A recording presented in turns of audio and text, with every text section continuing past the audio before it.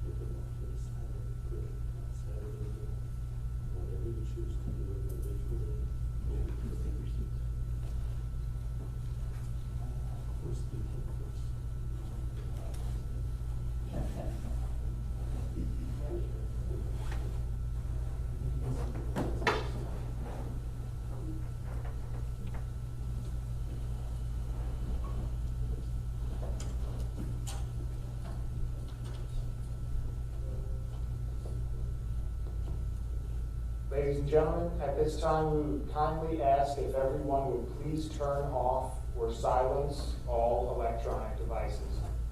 Thank you.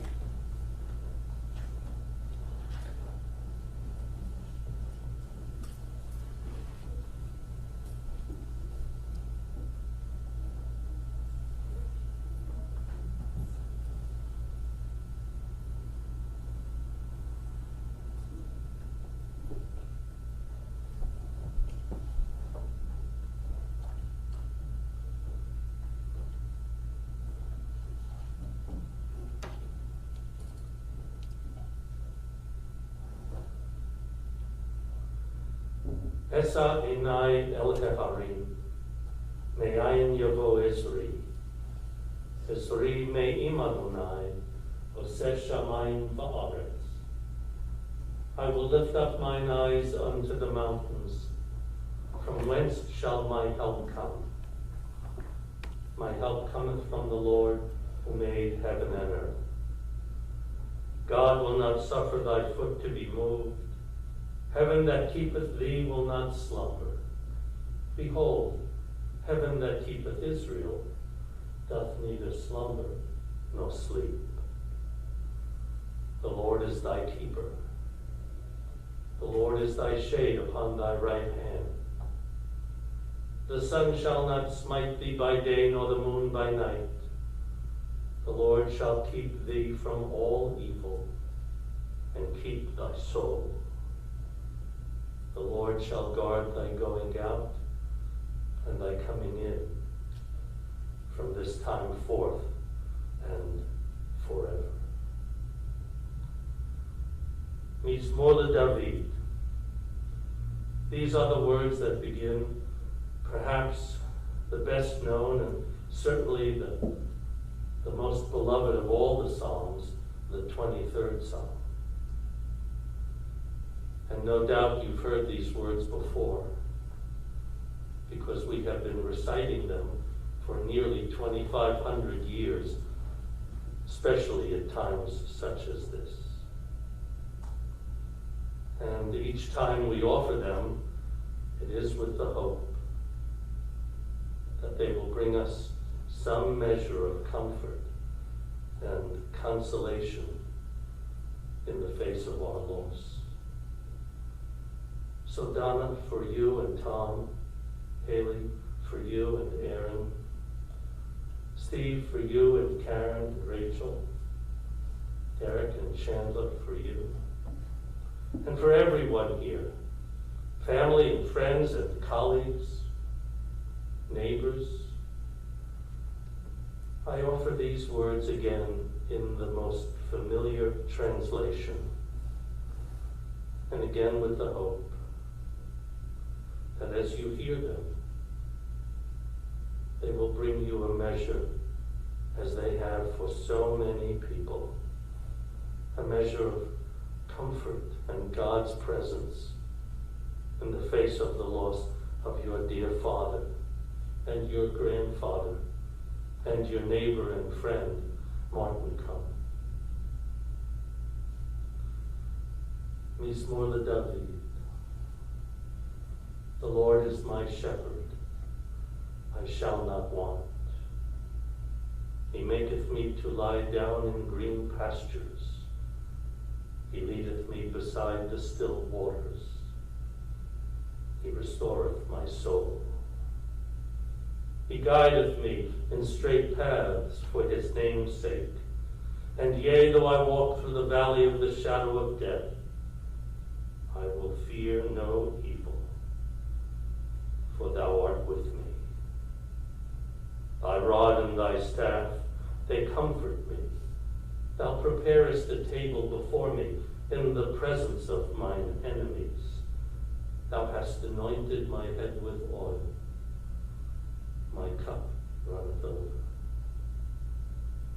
Surely goodness and mercy shall follow me all the days of my life, and I shall dwell in the house of the Lord forever.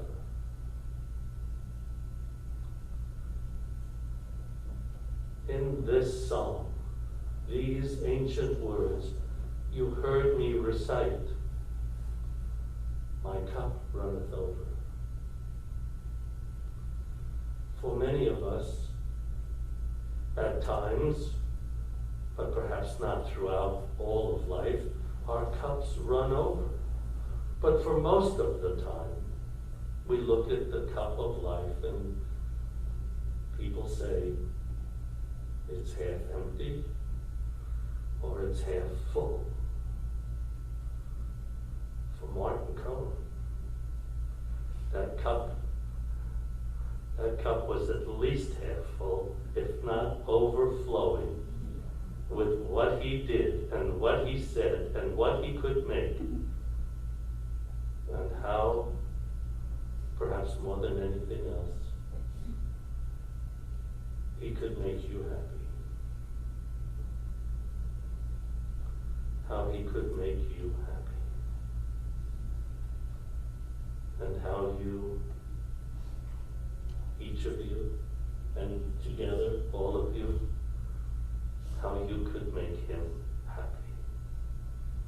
Support him, care for him, and make him happy. So you must have the most wonderful memories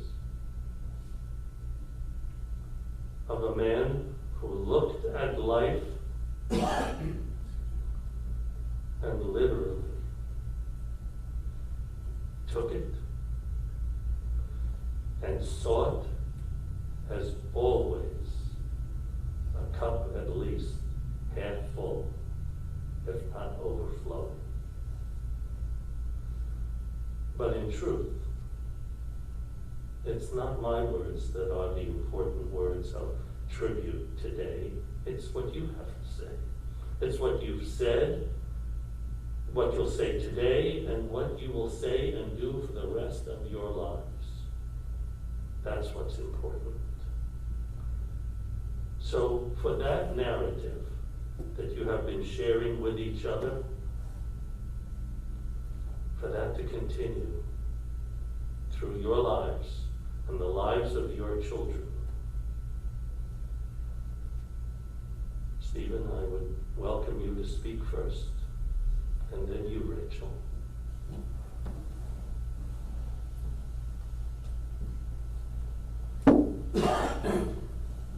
Karen, you'll join. Tom, you'll join.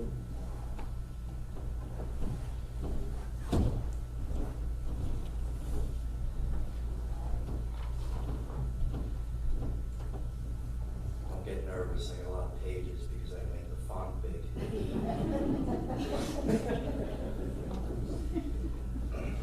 I read this book once called Tuesdays with Maury, and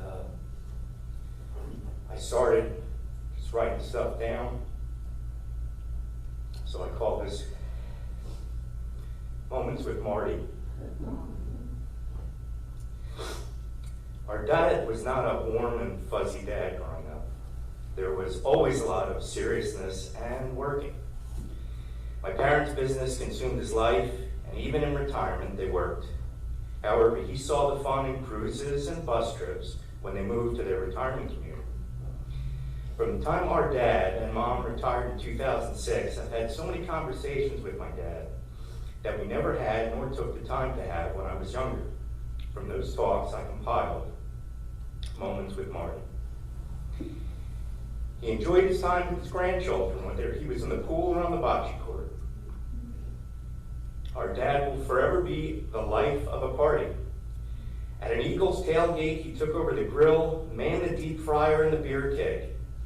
His appetite for food, especially my brisket, was often comical to watch. He was the first served and the first one finished. I would joke with him, if he ever tasted the food, he would cough with a mouthful of food and say, "Of course." He loved my brisket, Tom's kielbasa, pastrami, and rucola. We spoke many times during his scary hospital stays.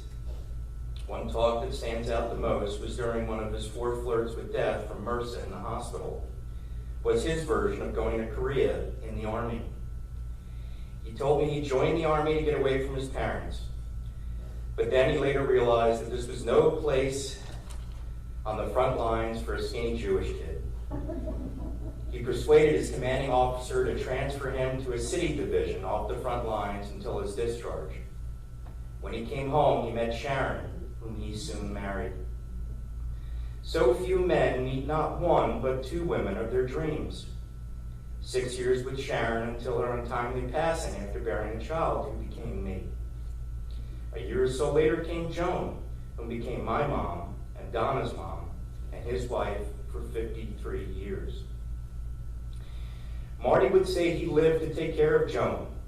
After the passing of her mom, he lived to talk on the phone almost every day, sometimes twice a day, since he lost track of time. Just checking in, all good here. Nothing new, talk to you later. Cheerio. What a wonderful thing to have an endless supply of time and thoughts, even if they repeat. His retired life was consumed with bingo, more bingo, and as he put it, stupid activities like crafts and singing.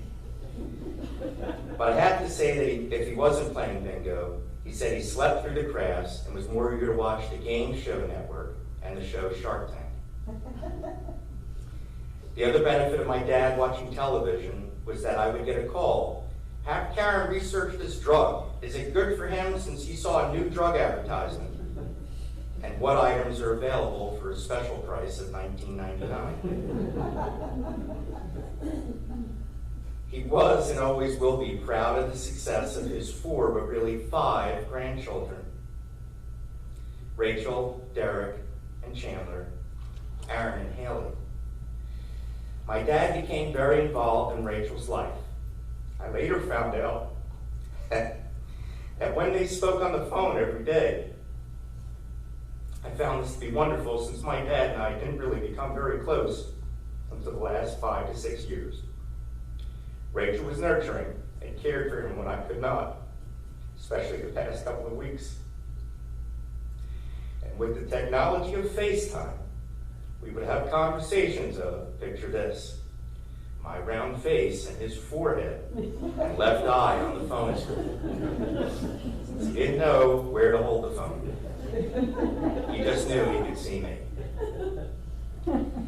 I realize now that our dad became what he wanted through an amazing amount of strength and fortitude. In time, he evolved into a larger father figure for both my sister and I. Our dad had his mind until the end.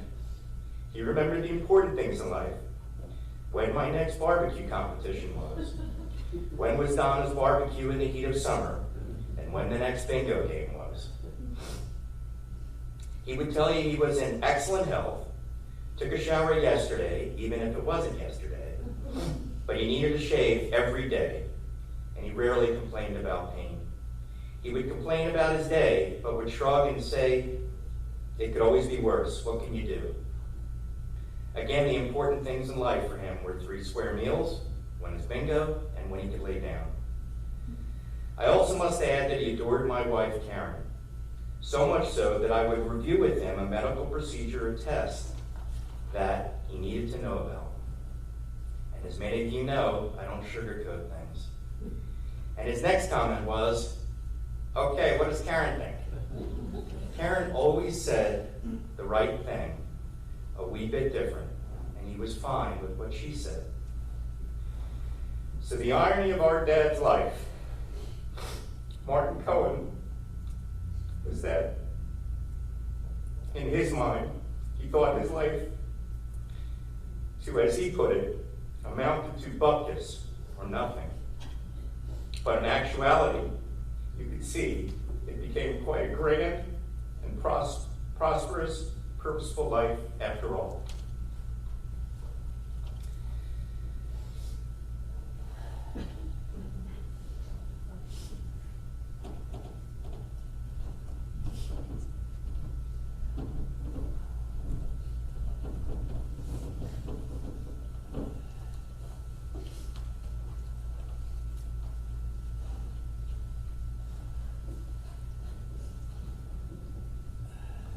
Rachel, we invite you to come.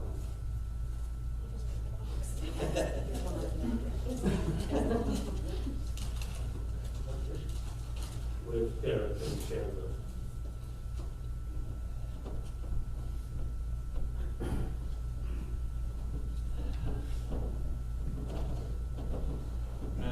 and Haley. My dad warmed up the crowd for me. So I first want to thank everyone for being here today. I know me, Derek, Aaron, and Haley are so grateful to have known Nana and Pop Pop. Grandparents create memories that we hold, that the hearts hold forever. That was a quote from Etsy. So my cousins Aaron and Haley spent a lot of time with Nana and Pop Pop in the summer. In the summers, I should say. When Nana and Pop Pop lived in the over 55 community at Cranberry Creek, they would sleep over there a lot in the summertime. The pool was where they spent most of their time. All the folks loved when Aaron and Haley were there too. After the pool, Haley enjoyed playing bocce with Pop Pop, where she would have endless conversations about tennis. Aaron helped Pop Pop barbecue for dinner. Those were the days. One of the funniest memories I have of Pop Pop is during our family trip to Disney. We tried desperately to get Nana and Pop Pop to get those motor scooters because, oh my God, they were so slow at getting around the damn parks. So we were on the small boat that brings you back to the resorts, and it started to thunder and lightning. And next thing you know, it was pouring. As soon as the boat docked, there was Pop Pop jumping onto the dock and running back to the resort, leaving my dad and I to assist his wife. My dad screamed to be funny, "Marty!" As time passed on, and Nana and Pop Pop ended up at the Fountains, a skilled nursing and assisted living community, Derek and his fiancée Chandler enjoyed visiting and hearing about their life stories. Pop Pop always had a lot of stories. He was defiant most of the time and stubborn. Everything and everyone was always fine. The house could be burning down, and we would ask, "How are you, Pop?" "Fine." He never asked for help. He was so strong and so brave. Up until he passed, he was making jokes with nurses. And he had the best chuckle. I know everyone will always remember that laugh. That's it. Oh, Pop Pop, you will be forever missed. But I'm happy you were back with Nana. Sitting and watching TV, even though you both fell asleep together. But you guys are finally at peace and where you want to be. Thank you.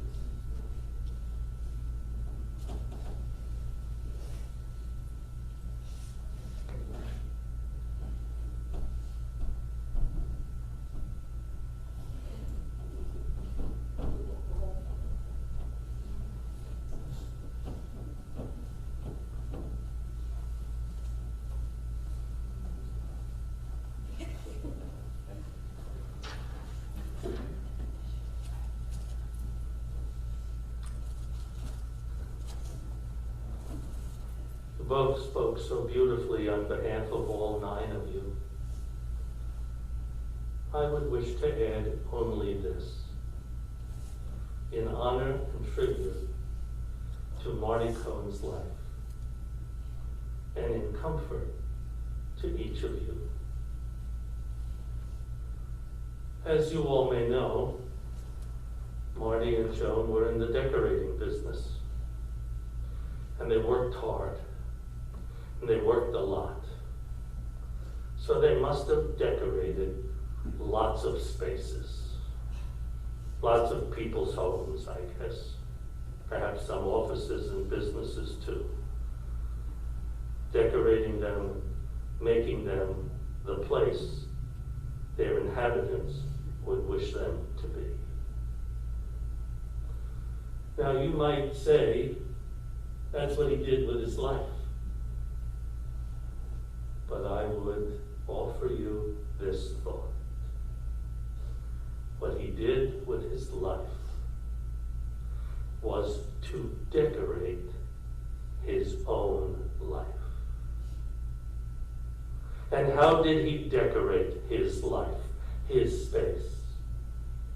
He decorated it by serving his country with the stars and stripes, in uniform. He had to have been proud to put that flag up. And maybe even a little happy too, with an honorable discharge. He decorated his life with his dear Sharon, your mother, and the joy and the sadness of what his days with her were certainly like. And decorated his life then with you, Stephen, and then with Joan, and the joy and the happiness and the partnership for 53 years. He decorated his space with her. She decorated her space with him. And then Donna with you. And welcoming Karen and Tom. You were part of the decorations. And whatever he said and didn't say, you surrounded him in his space with the love he would give you and that you would give him.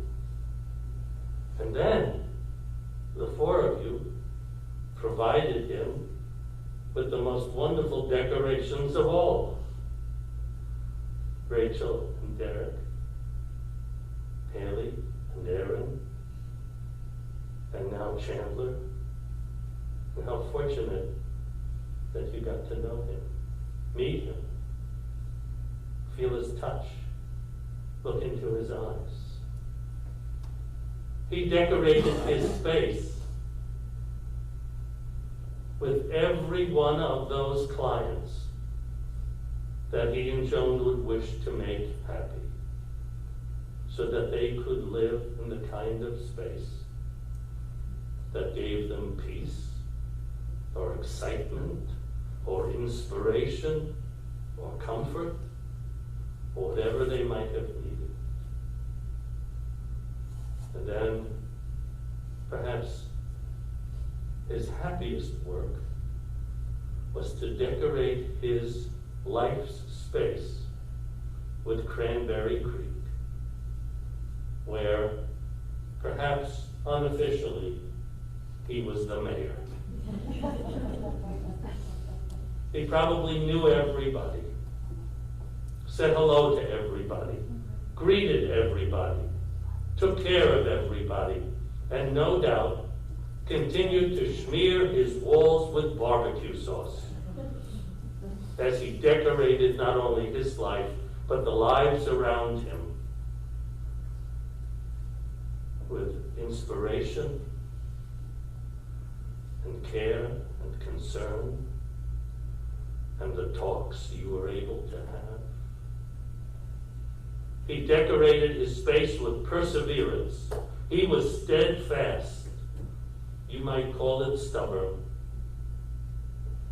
The world might call it steadfast in what he believed to be right and good. With a work ethic that was perhaps beyond compare, and a sense of devotion to you and what he would do in an effort to make a difference in the world. Who else says what he said, that he thought his life didn't make any difference, except for a person who desperately wants their life to make a difference? Who else becomes the quote-unquote MC of of the community in which he lives. And obviously, he came by that honestly. Martin Cohen, MC, of the space in which he created for himself. You can be one of two things in life. I learned this as a young rabbi. You can either be a thermometer or a thermostat. What does a thermometer do? It tells you about the environment around it. The thermostat has an impact on the environment around it. He was the thermostat. He controlled, to the best of any human being's ability, his response to the world around him. The highs and the lows, the joys and the sadnesses, the laughs and the tears. And as you heard from Stephen, and it's worth quoting again, what else are you going to do? You can crawl under a rock and never be seen or heard from again, or you can get up and make the best of what you have around you. That's, after all, what a good decorator, I understand, really does. You make the best of what's around you. And what you can change, you change. And what you can't, you make beautiful. He made his life beautiful with the beautiful memories you have of him and how he lived his life. So this one last thought. Want to bring him back to life? In moments, you can. In the way you decorate your own life, your own space. Be the decorator. Take a page from his playbook. Don't let anybody else decorate your life. Decorate your life the way you wish it to be. And like Marty Cohen, your cup will not just be half full, it will overflow. Because of you, the 9 of you, and your beloved mother Joan, and your beloved mother Sharon. His cup overflowed with love. Amen. We rise for the El Mole Rachamim, followed by Kaddish.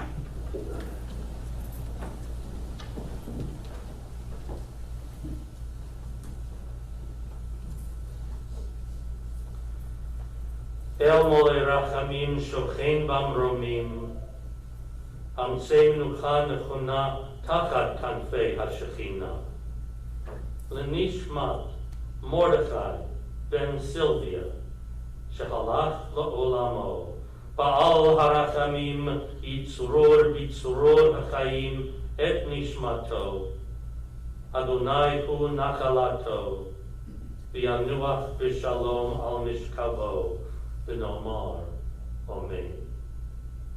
God, full of compassion, thou who dwellest on high, grant perfect rest unto the soul of Martin Cohen.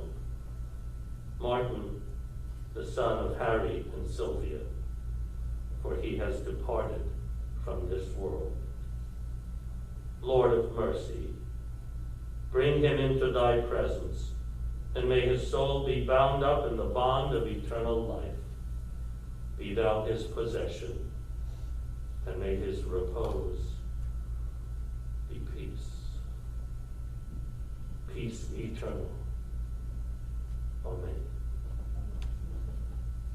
Baruch Atah Adonai Eloheinu melech haolam, asher yatzar etchem b'tzalmo, v'zanchil kel etchem b'tuvo, v'hemit etchem badin, v'nata b'tokechem chayei olam.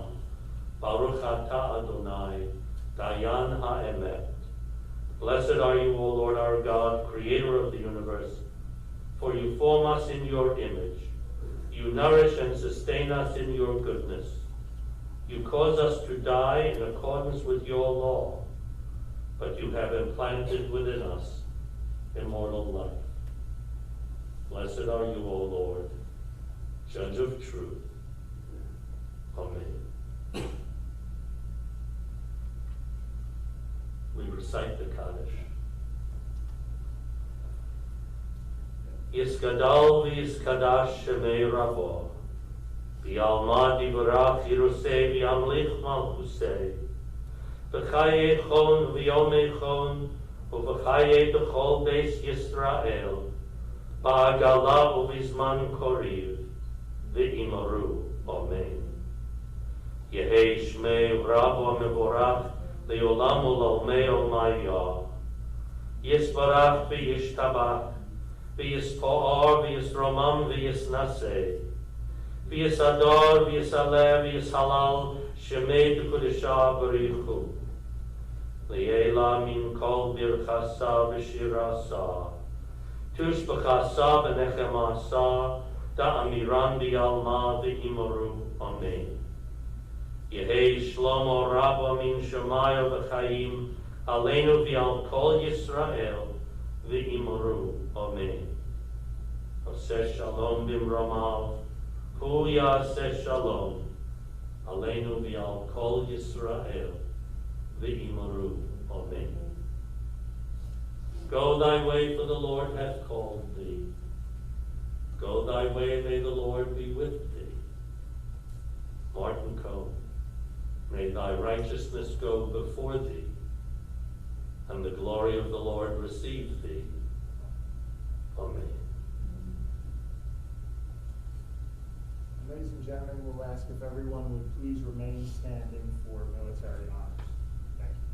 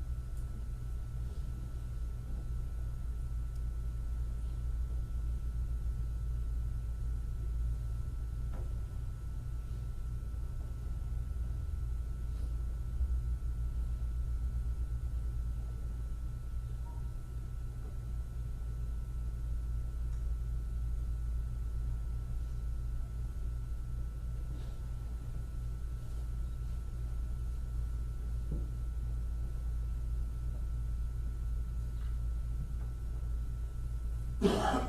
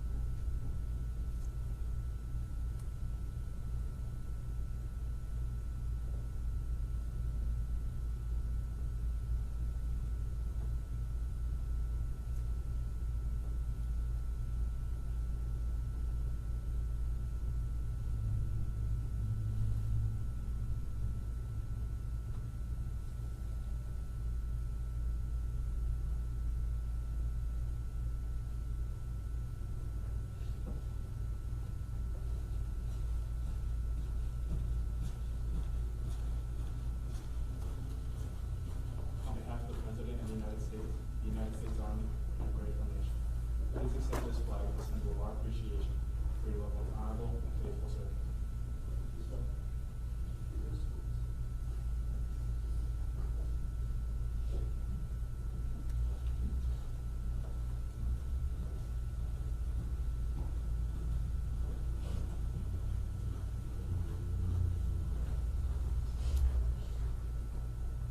Ladies and gentlemen, on behalf of the Cohen family, I would like to thank you all for joining us here today to honor Marty.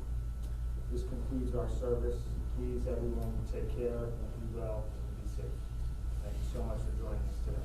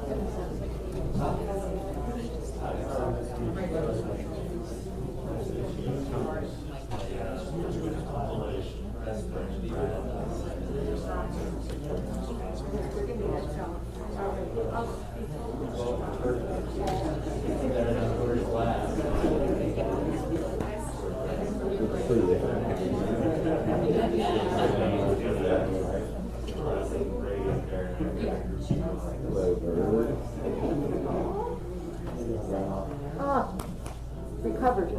Yeah. Recovered. It's working out. Especially the way you do it.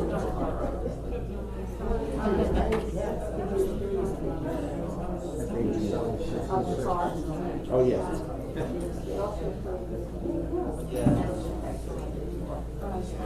That's pretty funny. That it got resurrected. You know? It's hard. I mean, both of those men eated some frick. How many years old were they? Mary is 39, so I think she probably got there to be babies.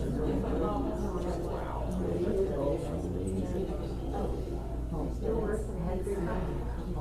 Funny, there's someone.